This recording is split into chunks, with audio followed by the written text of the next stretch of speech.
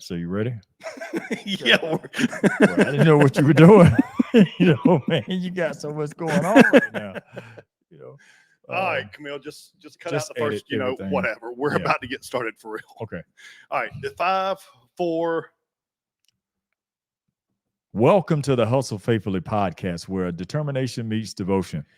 Find us on all podcast streaming platforms at bit.ly/podcast-links. Today, we're going to be talking about trust and integrity. Ricardo? I got a quick scripture that I'm going to read from Proverbs 12:22. And it just simply says, the Lord detests lying lips, but he delights in people who are trustworthy.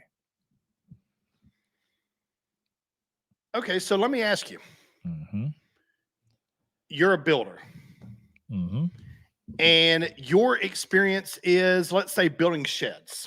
Right. You build a 12 by 12, a 16 by 16 shed, and there is a request for proposal that comes up for you to build 100,000 square foot shopping center. Mm. If you say, I can build it, is that honesty? If you know you don't have the equipment or the know-how to build it, then you say you can build it because you built a building is deceptive at best. You know, so it for me, it wasn't necessarily a yes or no answer. I said that way because someone may feel because they can build something, they can build it. But in actuality, you don't have enough skill or enough equipment, don't have the resources to take on a project that big. So if you want to be honest, you say, no, I can't do that. Not because up here you can't, but in actuality, in reality, you don't have what it takes to do it. Okay. But clearly this person has the skill set of a shed builder, but they had the dreams of a shopping center builder. Right. But everybody has to start somewhere. Yeah. So where do you get to the point of where it's completely deceptive versus going in and being honest and potentially getting the job? Where does that fine line come in at? What you do is you can have the desire to do that in your head, but when you got people that are putting money on the line, in this particular situation, they're putting money on the line to build something like that. They're wanting it done within a certain time frame. They're wanting it done a certain way. So just because you have the ability to do this doesn't mean you have the ability to do that. So even if in your mind you can conceive it, and the reality is you don't have the ability to produce it. So in that moment, what you would have to do is partner with someone or see if someone that you know that has the know-how, maybe you can take the job to them. You can say, hey, there's an opportunity here. And then you partner with someone and you learn under them, someone who has the resource, someone who has the know-how, someone who has the ability to be able to do the thing that in your mind you want to do. But right now, you're in a shed building phase. You're not in the shopping center phase. So how do you approach, in this hypothetical sense, how do you approach the person or the entity that is looking to have the shopping center built and maintaining your integrity, maintaining your honesty, and still going for that job? I know you mentioned you could partner up with somebody, but say that you're in a situation to where you are meeting that person one-on-one. How do you handle a situation like that to remain in integrity? The good thing about things like that, anytime you got a project that large, they rarely ever just, unless there's a pre-existing relationship, and even then, they rarely ever just hand it to one person. They normally open it up for bidding and so forth. So you go in with the mind that I can't do this myself, but I can go in and all the information that's needed and that I need to find out, everything that I need to do in order to have the job bid on, I can go in and gather the information I need. And then if I already have somebody that I know of that I can partner with, or if there's people that I know of that I don't know, like I may not know them intimately in the sense that I have a real strong working knowledge of what they do and don't do. But there's someone that I know that may be able to point me in the direction of someone that has the ability to do so. that person's not going to want to turn down a job, 100,000 square foot building, because it's good money to be made. So you can take this to them and say, hey, there's this opportunity here for this work. I just want to learn. I know how to build a shed, but I can't do this on my own. So if you'd allow me to come in and work with you so I can learn, hey, there's an opportunity here for you to be able to get in, because maybe this is something that person wouldn't have even have the opportunity to bid on, because it may not have been open to them. So it's just one of those things where it's all, depending on the situation. But there's a situation like that where it's open, so you don't have to say, I can do it. You can say, I'll put in a bid, and then you can present it to someone, and maybe you can partner with someone. But in that situation, you're not compromising your integrity in that situation, because you're not saying you're going to do it. You're just saying you'll bid on it. But you didn't say you're going to bid on it with someone, but you did say you were going to bid on it. So this is an opportunity for you to learn, not compromise your integrity, and still have the opportunity to build a shopping center with a shared skill set. There you go. And learn and grow. And maybe the next time you're able to build a 50,000 square foot shopping center by yourself. Yes, sir. You increase your know-how. Right. It's all about stepping stones, and it's all about increasing your knowledge. Yeah. Because just because you are at the 12 by 12 or 16 by 16 mental capacity of building a shed only. Yeah. In order to get to that 100,000 square foot shopping center. Yeah. You must increase your knowledge. You must increase your skill base. Right. And that is true with everything in life. No matter what you want to do to grow, you've got to increase your skill base. Yeah, you do. My kids are, my two oldest are working now. We still have 4 more up and coming to work. But I tell them all the time, I said, Noel, y'all make sure to do more work than what you're paid for. Yeah. Because when you do more work than what you're paid for, in time, you will be paid more than what you do. Oh, yeah. And the way to learn it and the way to grow is to get out there and do it. Right. When I was growing up, I worked at a fast food restaurant. And essentially the guys were put in the back in the kitchen, and the girls were up front. They delivered the food and things. Right. And I remember when I wanted to start learning more, because I had essentially mastered the kitchen. I was very familiar with all the goings on in the kitchen. I just allowed myself to go up front, start making drinks, start making ice cream, start making all that type of stuff. Now, at the beginning, when I first started doing it, within a few minutes, they would tell me, Jonathan, go back to the kitchen. Yet I would do it. And then later that night or the next shift or whatever the case may be, I would be back up front learning stuff. Right. Well, I'll tell you, they promoted me to assistant manager very soon after doing that. Yeah. And the thing is, I took the initiative to start learning and to go from that shed mindset to the full shopping center mindset on my own. And that's just true with every business, every working relationship. The thing is to keep the trust there. Yeah. And to act in integrity. Now, if I was up there and I told the girls what to do. Right. I'm out of integrity. That's not my area. That's not for me to do. But yet by learning incrementally and by learning step by step, you grow, you flourish. Yeah. And that's the same thing with going from the shed to the shopping center or from anything else. Now, let me ask you this, Ricardo.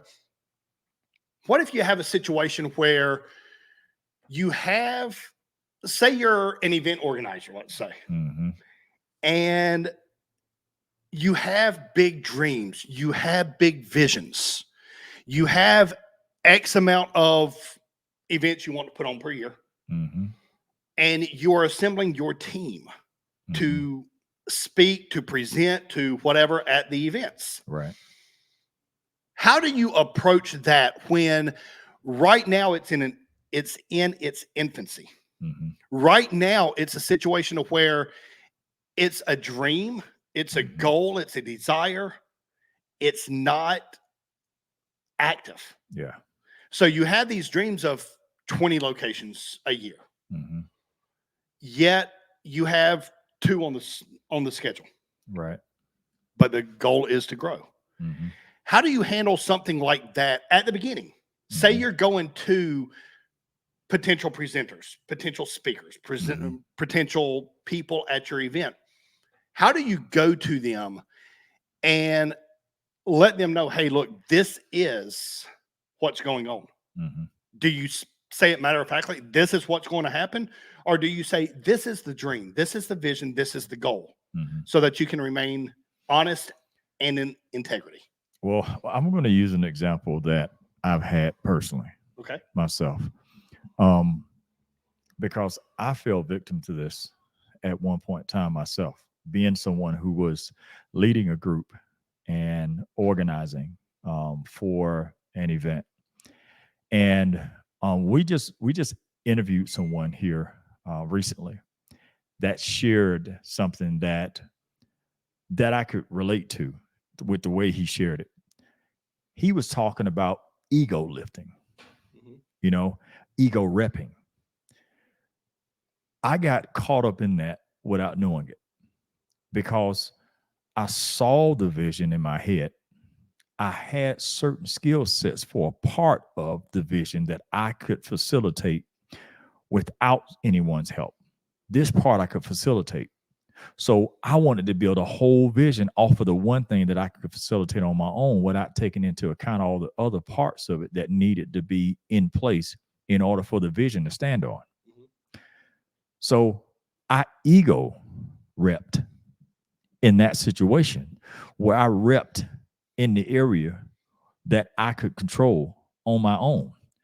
But the thing about that is, the rest of the things that were a part of it, I was lifting with it. So instead of me doing the 15 pounds, I was actually trying to lift 50 at that moment. And I should have been doing 15. Now, in my mind, I saw 50, but I had the ability to lift 15. So I'm trying to do all this. I'm going big. I'm going big, because I got this vision.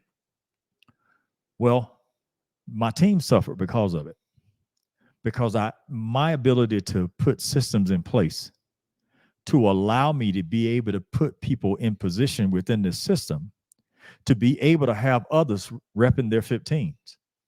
You got 5 people repping 15, instead of one person trying to rep, 75. That's what I was doing. If 5 are repping 15, it's a lot lighter for everyone. And all of it, everything is able to get done. No one gets exhausted. I'm not tapped. The people that are involved with this, in this with me, there's buy-in there, and not just buy-in, there's systems being established where we're able to have something to stand on, and everyone is aware of what we're standing on. No one is just taking into account that he got it because he says he has it, and I'm doing the lifting. But I'm explaining the vision to them, and I don't have a foundation for them to stand on. So I say, hey, look at this thing, this big thing that I'm going to do, and this situation that I'm going to create out of this thing that we're doing, this event that I'm putting on, this conference that we were putting on. Look at all these things we're going to accomplish. Not having a system in place, so they trusted the vision without having a foundation to stand on. So in that situation, I would have needed to tell them what the vision is, and then partner with them and say, hey, guys, this is what my vision is. What do you think about it? Do you want to be a part of this? And if they do, let's create. I can facilitate the part that I'm good at. I can spearhead this thing. I can lead it. I can set it up. But let's partner in this. And what can you help? What can you bring to the table? How can we place systems in place so that as we move forward, because everybody has something to offer. All these people have something they could bring to the table that could show up this foundation. So why don't I not just ask you for something? I'm going to take something from you so that I can facilitate this vision without giving something to you, which is a firm foundation for it to stand on. So that's what I should have done, is to go to them and say, hey, what do we need to have in place? And they would have told me, you need to get a person for this. You need to put that in place. You need to do that. You need to delegate this thing instead of you trying to lift it. You need to do that. You don't need to do that. You need to step back. We need to take time. We don't need to do it now. We need to do it 6 months from now. Like those types of things that would give me an opportunity to facilitate and lead something that they'll be willing to follow, and they'll be all in because they know what we're standing on, and it would stand the test of time. So that's just, I just shared that because I had an experience myself where I honestly led my team in a way where we had a brief moment of, I mean, we did some amazing things for a brief time. We touched some lives for a brief time. There was a moment where we were a shooting star. I mean, I'm talking about big lights. And then there was a moment where that same star had reversed. And it was also a bright light, but it was heading into the earth. It was like a meteor crashing into the ground. And now none of the things that we were doing, we're doing anymore.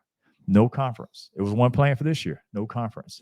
Nothing's going on now because we didn't do what we needed to do. I didn't do my part to make sure that I handled things appropriately and put systems in place that even if I wasn't around, it would still run. So I'll just share that that's what I would do if I'm leading something. I'm asking from people to give something or to pour into something. I need to make sure they got something to stand on.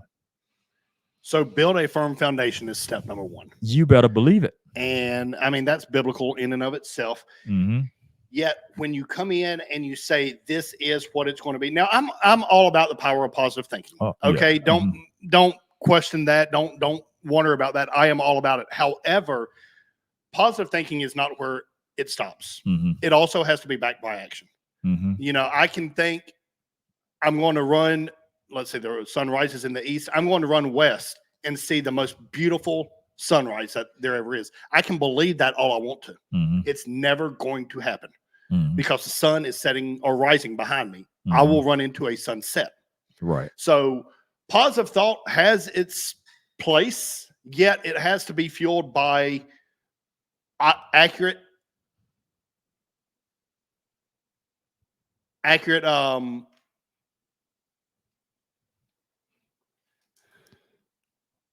I'll say faithful and faith-filled stewardship is a co-parent to what you're saying right now. You know, when you're talking about having the thing that will fuel you, that will allow you to be able to do the thing that you're wanting to do. You're talking about positive thought, faith-filled, and faithful stewardship of that thing that you're thinking on is what helps you engage the gear, so to speak, to get things going in the right direction, because that allows you to act on the things you are saying and you're thinking with faith that fuels it and allows you to do the activities that would create out of that, right, the thing you're wanting. You have to have the action behind it. You have to have the action behind it. The only way to see that beautiful sunrise running toward the west is to look in the rearview mirror. Yeah. I mean, I don't care how positive you are. So the thing is just to lay it out and say, look, Ricardo, here is the goal. Here is the vision. Right. It's not where we're at right now. Mm-hmm. This is just starting. This is just a year old. This is whatever stage of infancy it's at. Yeah. But you come in and you say, this is the vision. Are you on board? Mm-hmm.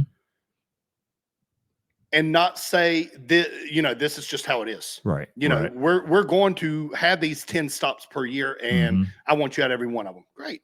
Right. It's the thing of building the firm foundation first and knowing how to put in place that you're going to have the space for 10 or 20 events. Yes, sir. It's the thing of knowing exactly the organization of each presenter, knowing how the message will flow, knowing where to put people in the lineup, things of that nature. So when you come in and you say it matter-of-factly, this is how it is, when it's not how it is.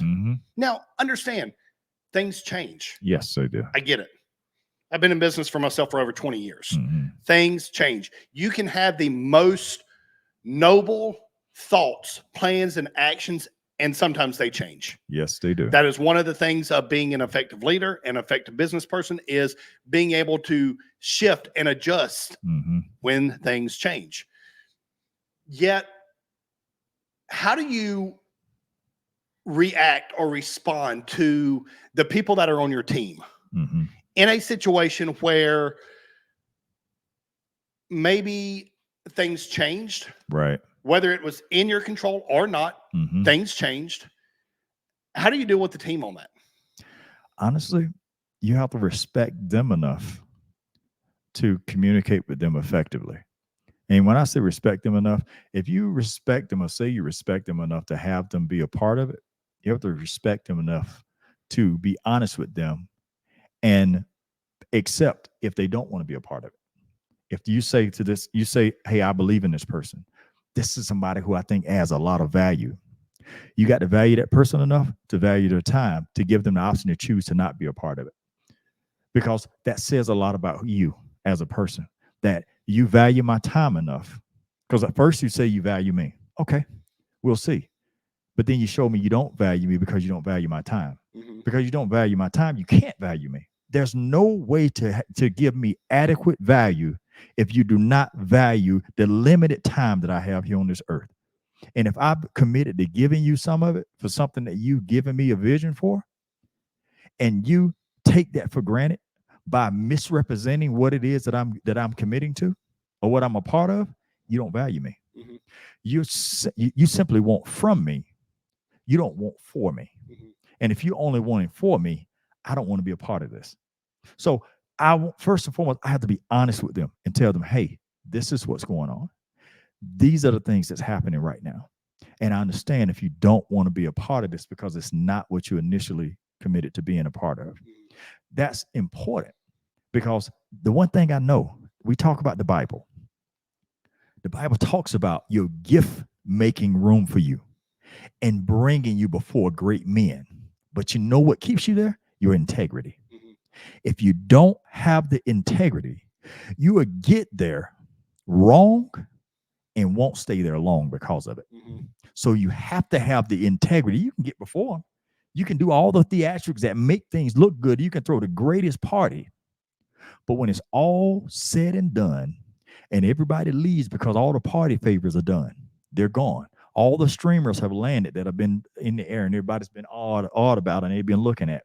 When all that crap falls to the ground and everybody's gone, you're left to clean up the mess because people will leave when they see what they're a part of is crap. Right. So be honest with your people. If you invite me in, give me the option to uninvite myself and leave. Time will expose you or time will promote you. Yes, sir. You can put on the greatest show, like you were just saying. You can be the most dynamic person. Yeah. Have the most energy, had the most everything, and be able to bring down the house wherever you are at. Yet, if you have cracks in your foundation, they will be exposed. Oh man, you better believe it. You're going to have the weeds grow up through the little crack. It's like when you're on your driveway or something and it's all concrete and then there's that little weed sticking up. All it takes is the one crack in the foundation. Yeah. And then it will be exposed. Now, that's not to say you have imperfections, so it's going to be exposed. Every person has imperfections. Yeah. Yet, when it's just a time after time after time, and it's you treat each person behind the scenes differently than you treat them in front of everybody, you're putting on a second face, essentially. Right. It will be exposed. Yeah. And nobody even has to do it. Over time, it just comes out. Well, and that's the thing. No one has to do it if you aren't addressing the cracks. You know, the cracks, a crack left unaddressed will be not, it won't stay a crack. It will become a breaking of the foundation, not simply a crack in the foundation. Because one, typically when a crack shows up in something like that, the plant doesn't automatically shoot through. Right. You just offer an opportunity for it to take root. You expose it. And then once it stays exposed long enough, the seeds for the thing to become a break, it starts to grow up through the crack that went unaddressed because the seeds are beneath it. If you open it up, open up a crack, there's always things around you that can break apart what you've built if you don't address cracks. You don't address don't address these small cracks. There's things that are always waiting, people, situations that are always around that's waiting for an opportunity to inject themselves into your life, into your business, into your relationship, and tear it apart. The minute you see a crack, that's the time to address it. Right. Not when you see a plant, because at that point it's rooted itself, and now you got a bigger problem underneath, because you can snatch the plant up, but the roots are still growing underneath in a way that it wasn't previously, because they've been exposed to something that they weren't exposed to. So you have to fix that thing. Even if another one pops up, fine. Feel that one. Fix that one. Because over time, if you don't address these, no one else has to sabotage it. You will sabotage your own foundation, because you refuse to admit there's a plant and there's a crack. Right. So I just say, you have to address these things when they come up. You can't ignore it. I guess, well, let me say, you can ignore it, but it won't ignore you if you leave it. You ignore it too long, because it'll eventually make itself known, and it'll do so loudly. That's right. That's right. And when it does, like you said, it will be so loud, it will be deafening. And then that's the time when you look around and you see who's there for you. Oh, yeah. That's the time when you look around and say, okay, I was on the mountaintop and I was kingpin. Yeah. And now not so much anymore. Yeah. Who's around? That's your tribe. That's who you want to stick around, because they're the people that are going to uplift you in your down times. Yeah. Not just be there with you for the glitz and the glamour of your up times. Yeah. So having the integrity, because that too will show through. We're talking about the cracking the foundation as though that's the only thing that shows through. It's not. Your integrity shows through. Like we said earlier, time will expose you or time will promote you. Yeah. Where is your integrity? Because it will be exposed. Do you have it, or is it a cover up to look good in front of this group? Right. Is it a cover up to look good in front of the people that you feel you need to impress? I'll tell you this, 9 times out of 10, the people that you think you're impressing, they're seeing straight through it. The people that you are working so hard to prove to them who you are, they know that's not who you are. Right. Because you don't have to work to prove who you are. If it's who you are, it's natural. Yep. All you're doing should come out of your becoming. Whatever I become, I should do out of that. And that represents who I am. It's not this, I'm going to just show who I am, and you've never become anything. You just doing things to look a certain way. Right. And there are people that look at you and say, you ain't got a clue who you are. You have no clue what you're doing. And it's easy when that's happening for people to watch you fall, because they see a fall coming. I see it coming. So I'm going to sit back, because I'm not going to get involved in that, because you have convinced yourself that you're something that you're not. Go ahead. Okay, that brings up a great point. You see a fall coming, so you sit back. When do you decide, okay, I'm just going to sit back and let it happen, versus I see a fall coming, and maybe because you've been in the situation before, maybe not the exact situation, right, but you've been in a similar situation. When do you say, no, you know what, out of love for this person, because I don't care if they're on their mountaintop or they're in the valley, I love them the same. When do you decide, I'm going to step back and let them have it, let them embrace the fall, or step in and say, hey, look, here's something you might want to look at. Now, you cannot control how they receive that. They may say, you know what, Ricardo, thank you. Thank you so much. I'm actually going to implement this. And you know what? Maybe save their relationship, their business, their whatever the situation is. And then again, they may say, I know better than you do. Get out of my way. But what causes you to decide, do I attempt to help, or do I just back away? It's really based on my position in their life. What proximity do I have to them? Do I have the ability to be able to say this thing to them and have them receive it? If I have no equity, no relational equity with them at all, then honestly, I don't have the right to speak into their life. Now, it's different now if it's something where you see someone getting ready to step out in the street and you see a car coming. I don't have to have a relationship with them to grab them and pull them back because I don't have time to say stop or watch out. Because one, they don't know my voice. They don't know if I'm talking to them. They have no clue or no context. In that moment, I act. I grab them and pull back. I can deal with whatever issues we have communicating after that. When they ask me, why'd you grab me? Well, they see the car fly by and they knew they were going to be in that lane. That's different. Sure. When we're talking about something that's really personal in a way that affects somebody mentally and emotion, not just a physical thing, then there's a certain level of receptivity that they have to have. Are they fertile ground for correction? Okay. If they are you in position where you can sow into that ground? Okay, if they're fertile ground for correction and you're in position to sow into it, I tell them. Okay. If not, they've shown a reluctance to receiving things from somebody because I watched someone else try to share something with them and I saw the way they responded.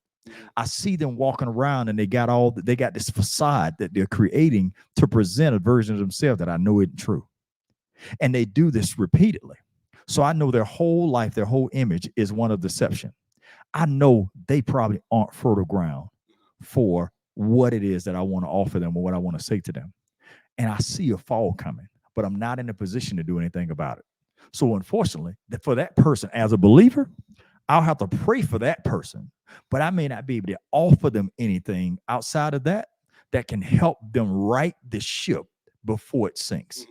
So that's how I go through the process of determining who I say something to and who I don't, because every person that I encounter that's going through something like that, or I see something like that, I want to offer them counsel, but everyone isn't going to be receptive, and you don't have the proximity relationally with them to be able to give it to them. Pride comes before the fall. Yep. Hey guys, listen. To summarize today, it's about act in integrity. Be honest, be truthful. When you are attempting to do something that is beyond your skill set, beyond your knowledge, accept that. Yeah. Everybody grows. Everybody grows at different rates and at different speeds. But the people that are high on the mountaintop right now, they were not always there. The people that are living the luxurious life across social media, those are highlight reels. That's more than likely not everyday life. Right. Don't compare yourself against that. And when you do have those situations where you're attempting to bite off more than you can chew, find somebody that you can partner with. Just be honest about, is this the way it is, or is this the vision for where we're headed? Right. Because people will respect it. Absolutely. And always remember, time will expose you or time will promote you. Yeah. There's no way around one of the two of them happening. Yeah. Agreed. Well, this discussion has been so good because it isn't just us that's experienced this. There's a lot of the people that have either been the one on the side of not having integrity, on the side of not being able to trust someone who doesn't have integrity. And the thing about both romantic relationships as well as those that are platonic, relationships or friendships, and then those business partnerships, two components that need to be present for those relationships to exist is trust and integrity. Yep. If I bring trust to the table, I'm expecting you to bring integrity to the table. Because if you have integrity, then it allows me to further trust you. And that relationship continues to grow. And on the flip side, I also have to be willing to bring my integrity to the table to couple with your trust. Because if I'm showing that I'm a person of integrity, you're more likely to trust me. Now we got two people of integrity and two people that can trust the other's integrity. But if you, and in all these relationships, that's important. But if I'm bringing trust to the table, but you don't bring integrity to the table, I have absolutely nothing to couple to. Nothing. I can't connect with you. Where's my trust going to land? It can't. Your lack of integrity is slippery footing. So I can't stand on that because I know I'm going to fall. So why do I come in and continue to give you my trust when I can't trust that I'm going to be able to stand in a relationship with you in business or in a romantic relationship.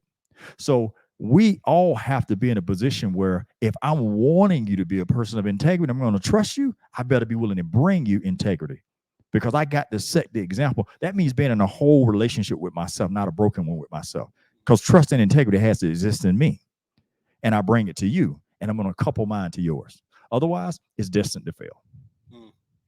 Trust, without trust and integrity, it is destined to fail. You better believe it. It absolutely is. And as a believer, the other thing that applies is love and truth in those situations. Do you love me enough to tell me the truth? But can you tell me the truth in love? They both are important. Love can't be dispensed without truth, and truth can't be given without love, because truth without love can be condemning, but love without truth can be enablement. So they have to go hand in hand, like trust and integrity. Love without truth can be enabling. Yeah. That's deep. Yeah. Because I'm going to just let you do what you want because I love you. I'm not going to tell you the truth. You know, so I'm enabling your fall. Right. Can't do it. Right. Yeah. Yep. Well, we look forward to connecting with you again next Thursday. Same time, same channel. Everybody have a great week until we see you again. Yes. Remain blessed and unstoppable. Absolutely. Talk to you guys later.